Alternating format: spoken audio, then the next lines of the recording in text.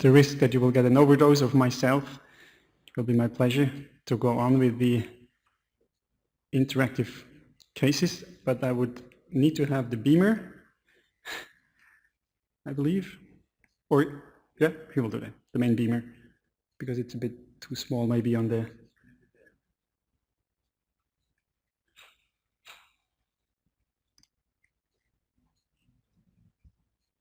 Okay, I start with the, yeah, good.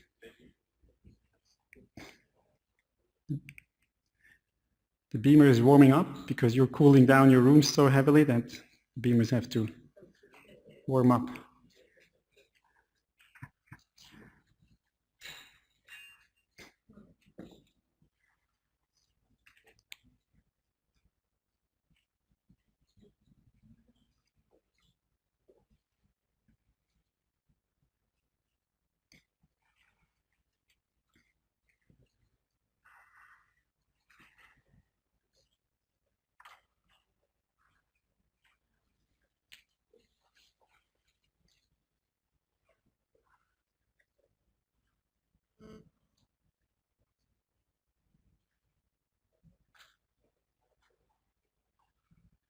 Okay, the sun is rising.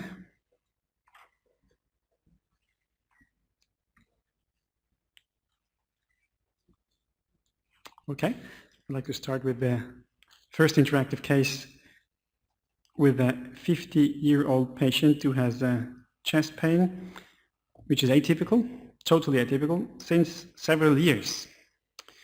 He has a normal physical capacity, an ejection fraction, which is pretty normal. He has some rheumatologic problems, and he has an ECG with a non-inferior repolarization abnormality, all this since years, atypical chest pain. He has a little bit of risk factors, hypertension, lipids, positive family history. His father had an infarction when he was 63 years old. 50 years is the patient. So my question to you is, in this situation, you would, first of all, reassure the patient, because basically he has nothing typical since many years, ECG, a little bit of change, rheumatologic disease.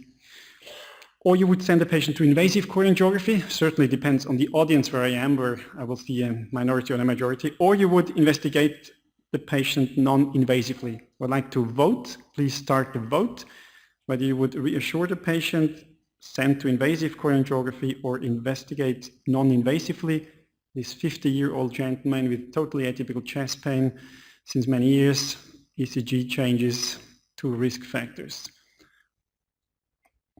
Okay, we stop voting, we wait for the results, and let's have a look at it. Oh yes, you see it here. So you will investigate non-invasively 100%. That's amazing, because in the other audience 100% wanted to reassure the patient, because basically he has no risk of coronary artery disease really.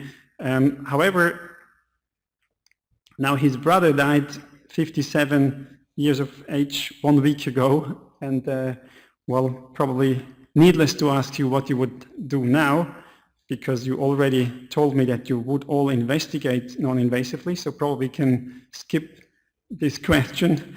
I don't think that you're going to change this, but if we do the non-invasive testing, which one in this situation would be your choice? Would it be a SPECT perfusion imaging? Would it be an MRI? Would it be either rather a stress echo or a CT coronary angiography or a calcium scoring? I'm not putting invasive coronary angiography here because you all said 100% that you wouldn't do that. Please, let's vote now for one of these 5 options. It's interesting that 100% wanted to investigate non-invasively. Most of my colleagues would have done nothing, unless then you hear that the brother has died. Okay, so the majority of you would go for a SPECT perfusion imaging, probably appropriate for a Society of Nuclear Medicine. Stress echo, inappropriate for Society of Nuclear Medicine, but still a good answer. CT coronary angiography, an excellent answer, although probably not for Society of Nuclear Medicine. Calcium scoring, equally well represented. I think that's a good choice. Now, if you look at the guidelines, so this is an article on guidelines on the CT coronary angiography from our working group of cardiac CT and nuclear cardiology. We have summarized a little bit of the literature, and of course, most single-center studies have a very high positive, but particularly very high negative predictive value. So in that patient, we wanted to reassure him, and we thought that the negative predictive value, well, if you go back here, please tell me in this situation, if I may ask this question again, is that possible technically? If we go back to this, I would like to know from you which one of these tests has the highest negative predictive value. Is it SPECT? Is it MRI? Is it stress echo, CT angiography, or the calcium scoring? Please tell me what is the highest negative predictive value. Please vote.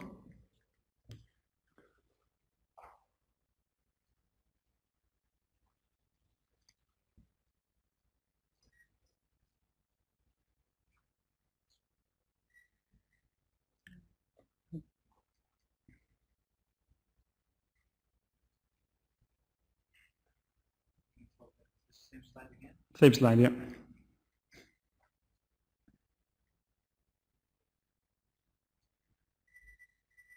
Because this is the question here. The patient has almost no risk factor. We want to reassure him. Yeah. Okay, so now we vote on the highest negative predictive value. Which test has the highest negative predictive value? Please vote. And then we look at the results.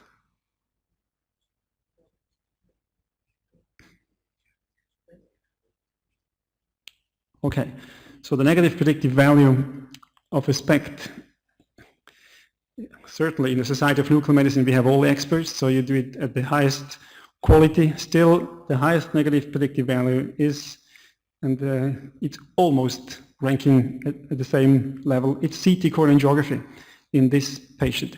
Calcium scoring is an excellent alternative, but below 60 years of age, most lesions are not yet calcified, so young patients tend to have uncalcified lesions. The negative predictive value is by far highest with the CT angiography. It's 95% plus. That's why we did a CT angio on this patient. Thank you very much for revote, and it was perfectly normal. And that was the way to go, certainly in this patient. Now I have a second patient, male patient born in 1942. He is a 65-year-old at that time when he came, retired airline captain. He had a routine checkup due to non-coronary heart disease, and he has a stent in the LAD, and 6 months after stenting, the regulations, the international regulation for pilots requires that they redo a nuclear scan. He's asymptomatic. By the way, I see most of the pilots in Switzerland from the army and from the airlines, and all of them are asymptomatic. That's an interesting population. You know, they all fit to fly, never had chest pain, even when they have an infarction. Oh, I'm fine, I can fly. So he's asymptomatic, but forget about it. Is he fit for the mission as a pilot? So he got a nuclear scan. And as we can all see here, the IRNC is the iterative reconstructed non-corrected, and on the right side it's the same with attenuation correction, IRAC. And you see that we do have an apical stress-induced perfusion abnormality, which is there at stress but not addressed. I show you the CT in the angiographic view, which nicely depicts the stent in the LAD. A little bit of calcification in the other, but really not very highly calcified at all for his age. That's pretty good. This is the LAD stent. There is big discussions whether we can evaluate the stents with the CT angio. You can have a look at the cross-sectional picture of the stent. I don't know exactly whether you would dare to say anything about it. I am very restrictive with this, but if we look at this, then, well, we can see anatomically which artery serves which territory, and therefore my question for you, if you look at this picture once more and at the nuclear scanning here quickly, this is the nuclear scanning apical ischemia. The question is, the ischemia is caused by what? Is it caused by in-stent restenosis in the LAD, by a new stenosis in the LAD? There was no calcification in the other arteries, by the way, and no lesion visualized here. Or is it a problem with the first diagonal branch? What could cause the problem? Please vote on this question. In-stent restenosis in the LAD, new stenosis in the LAD, or any problem with the first diagonal? Okay, so 50% are in favor of an in-stent restenosis in the LAD. That was exactly what I thought as well when I looked at it, because it seems to be this territory. Let's have a quick look here. That's the hybrid picture, which we did. And with this hybrid picture, we can very nicely see that the LAD with the stent serves a territory which has no ischemia. But it's the diagonal branch which now is causing ischemia, which, by the way, wasn't there before, because the diagonal branch was overstented. That's one of the reasons why we shouldn't put too many stents. There is collateral damage, really. This is very well known. Sometimes they can go through the stent and reopen this artery. In this case, due to the acute angle, probably they told me that they couldn't do that. So this patient ends up with an ischemia in the diagonal branch, which cannot be treated by revascularization, but rather by medication. So that's the conclusion. No restenosis in the stent, apical ischemia due to overstented diagonal branch, no revascularization possible, no pilot license possible. He is now only a co-pilot and not a pilot anymore. My question now, what do you think now is the ischemia caused by? Is it in-stent restenosis in the LAD? Is it a new stenosis in the LAD? Or is it a problem with the first diagonal? Please vote.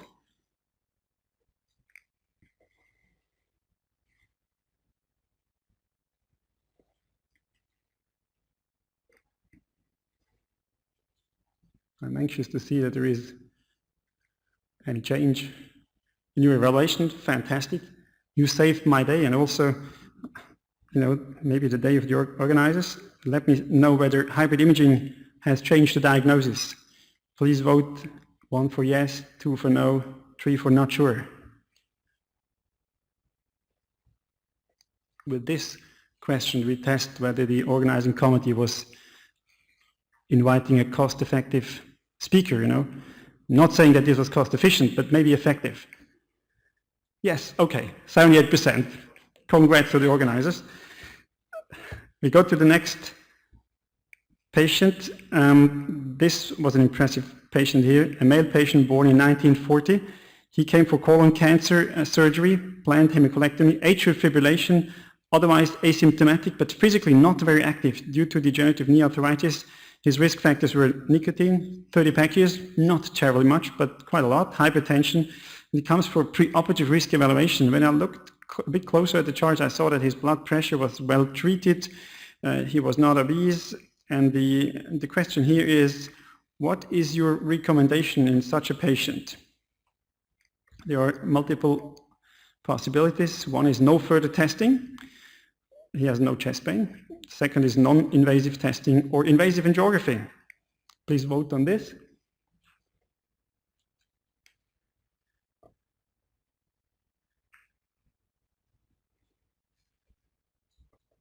And then we will look at the results. Okay, so we're obviously in a non-invasive audience here, and we do further testing. We did a nuclear scan, and I have skipped some of the slides because this is the algorithm telling you how much the guidelines confuse people on what they should do. There is basically no prospective randomized trial telling you that you should do non-invasive testing before surgery. There isn't. Nevertheless, we do it, and there is at least one good reason. The patient will have to sign the form in my country and certainly in your countries that he is okay and accept the risk of the perioperative cardiac events. Now, how can he sign for this? He has to know. If he has to know, we have to know. And if we want to know, we have to test for it. And one of the tests is nuclear scanning. This is his nuclear perfusion scan. I have enlarged this, and also I have the polar plots.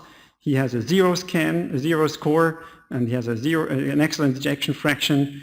And we do attenuation correction in every single patient, and we do it in a way that we can calculate the calcium score. We have validated that in about 6 years ago in the European JNM. So we do attenuation correction in every single patient. We have the calcium score, and this was his calcium score. It was very high. Was at that time the highest we ever had. My question now for you will be, based on your experience and also on your daily practice that you do in your hospital, what is your recommendation? Excellent ejection fraction, zero sound stress score. Do you ignore the calcium or do you do further testing? Please vote.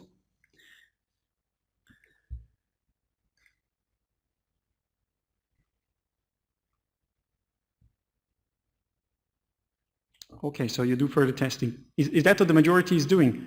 Because usually the minority is doing this, but it's quite interesting. Now, if you look at the literature, there is a nice paper looking at rubidium PET-CT as perfusion, and they looked at whether those with normal perfusion but very high calcium score had a difference in outcomes. So those with a normal perfusion scan but a very high calcium score over 1,000 had a worse outcome than those patients with a lower calcium scoring. So my question, we quickly repeat, it confirms basically you, but let's quickly vote on this, whether you're still, as a majority, would further test, or whether this even grows as compared to before, because we have now a paper which really supports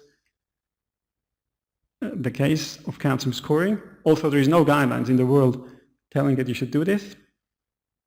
Oh, we have now some people would ignore the calcium score, although that data has supported it. Now, let's have a look at this data here. Here we have another paper, SPECT perfusion, 2,000 patients, all with normal perfusion. Calcium score had no predictive value at all. No difference. So the message here from Dan Berman, forget about the calcium score, because they are all equal. If nuclear is normal, they're all fine. Can we quick retest here whether you now would ignore the calcium score, because there was no difference in outcome between those with and those without high calcium score, or whether you would do further testing?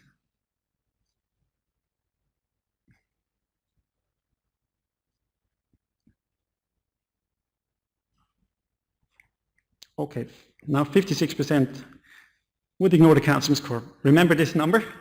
Okay, now if you look at the New England paper and the data, they say if you have more than 300 calcium score, your risk over the next 5 years to get a major coronary event, including infarction and death, is 7-fold increased.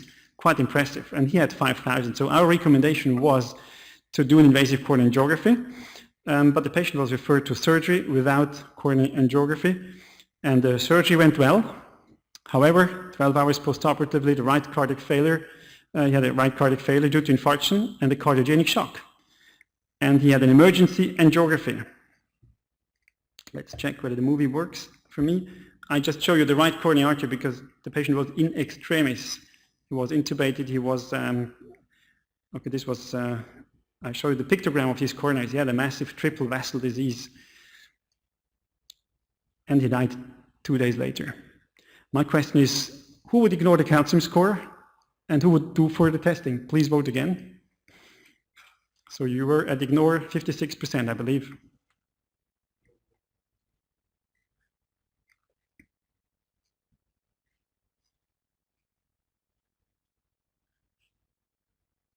Oh, wow. So we change mind occasionally. Very good. That means we're able to learn, and I think that is flexibility. This was one patient. Now starting from this, what we did was for 5 years prospectively, we have sent all the patients with that constellation, normal perfusion scan, but calcium score over 1,000, they all were sent to the cath lab for 5 years. And at the end, we looked what happened. 75% have a coronary artery disease, and 60%, 65% got revascularization. Now it is standard in our institution, all those over 1,000 calcium score, even though they have a normal perfusion scan, we send them to the cath. I know that 25% will have no epicardial coronary lesions, I know that, but 75% more or less will have it, except for the patient with renal failure. In those specific patients, we are not quite sure whether this applies, and we will investigate this as well, because they have other kind of calcifications. That's quite interesting. So now let's have a look at this other mail, but the chairperson tell me when the time is running out, I will stop. But I saw that most went, so I maybe have a few more minutes. So 53-year-old male patient at the time when he came to us, one episode of non-angina chest pain, no history of infarction, no dyspnea, and the risk factor is positive family history and dyslipidemia. He has a third risk factor. His best friend is a professor of cardiovascular surgery. That's a risk factor because this guy is very active and sends them all to myself. He refers me all his friends. His resting ECG was normal and blood pressure was normal, and he's concerned about his risk and wants a CT angiography because his friend told him that I have the latest scanner generation all the time and we do fancy pictures. And you know, I like these patients if they have nothing, because I do quickly 3D reconstruction, call them and say, have a look, it's all fine. And then, oh my God, it's not all fine. There is calcifications. We need a little more time to evaluate. We will send you a report, and then the surgeon say, no, no, I want to see it right now. Tell me what you find. And that requires then a little bit of more evaluation, more dedicated analysis. You can probably see that there is a little bit of calcifications, a little bit here and there. And so if you move on in the angiographic, we're not using it in daily routine, but just to show you that on the right side black and on the left side white, these are the calcifications that are a little bit everywhere. I have here the LAD, MPR, the multiplanar reconstructions of the diagonal branch of the circumflex. Maybe this was too quick. The diagonal, it shows you some of them are probably eccentric, some are very difficult to be evaluated, just like this. Circumflex artery, probably eccentric lesions. The right coronary was a little bit difficult here for the image quality because of a little bit of motion.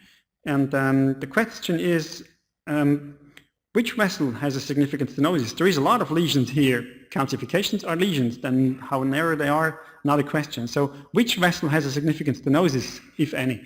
Please vote on this. It could be LAD, could be none. It could be all or none, basically. LAD, none, LAD, diagonal, circumflex, right coronary, all vessels.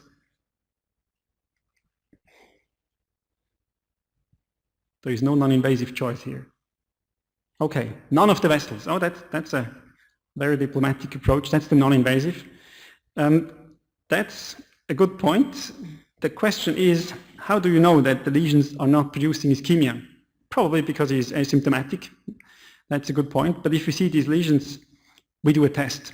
That's our SOP, and we did this nuclear scanning in this patient, and so my answer was, because there was no ischemia, what exactly the majority of the audience here found without doing a nuclear scan. Shame on you. You should do a nuclear scan. If you're a nuclear society, you have the nuclear eyes.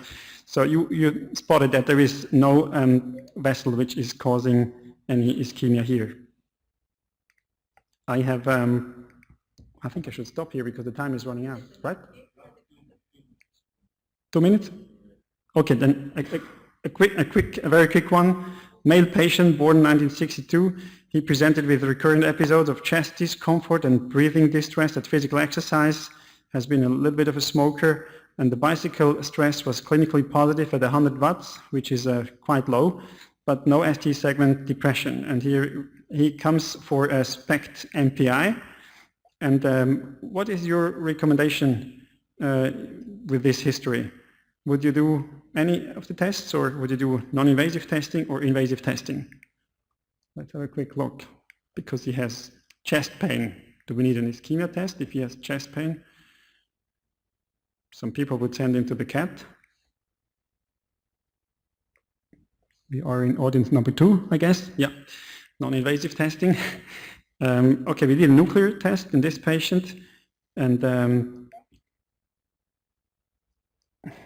I would ask, you know, the question could also come up whether we would like to see the calcium score, but I think we go ahead. I show you the pictures here, and you will tell me, as nuclear experts, whether you see a perfusion abnormality in this patient, which is reversible, which is true.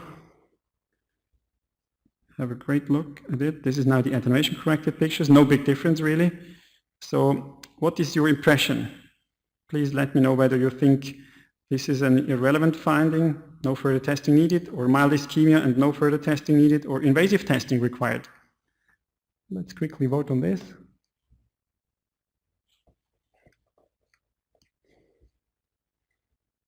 I wonder, what is your decision?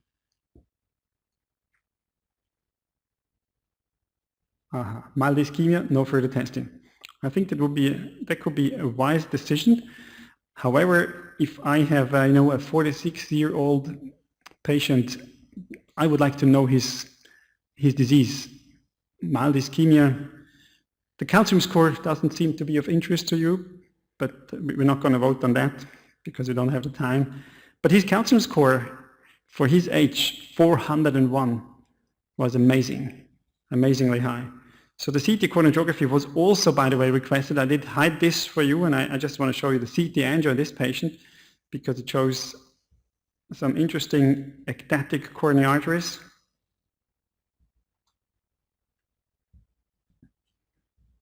And when we did the fusion in this patient, we could see that the under perfusion, the anterior ischemia matches exactly the territory served by this ectatic coronary artery, and it is not necessarily a surprise that this is causing an ischemia, because I can show you here, ectatic coronary arteries, they do affect the laminar flow and they cause turbulent flow, and that's why they're very frequently associated with ischemia, 75% incidence of ischemia. And the larger the ectatic segment, the more ischemia, and nitroglycerin aggravates the ischemia because you further dilate it and therefore you have even more turbulent flow, and you shouldn't do it.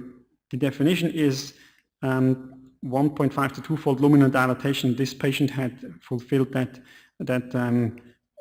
definition, and I think we need to know that nitroglycerin aggravates the ischemia. The proof that the patient has ischemia is that you measure the lactate in the coronary sinus, and this has been done in a study. They have given nitroglycerin and the patient produced more lactate, and so that's the proof that if you further dilate, you produce even more ischemia. So this is not an ischemia that should be treated with anti-ischemic medication in the usual way with dilatation. It should be treated with beta blockers only, because that uses then less oxygen. So this was just a small selection of the cases. I thank you very much for your attention, and I pass the word to the next speaker.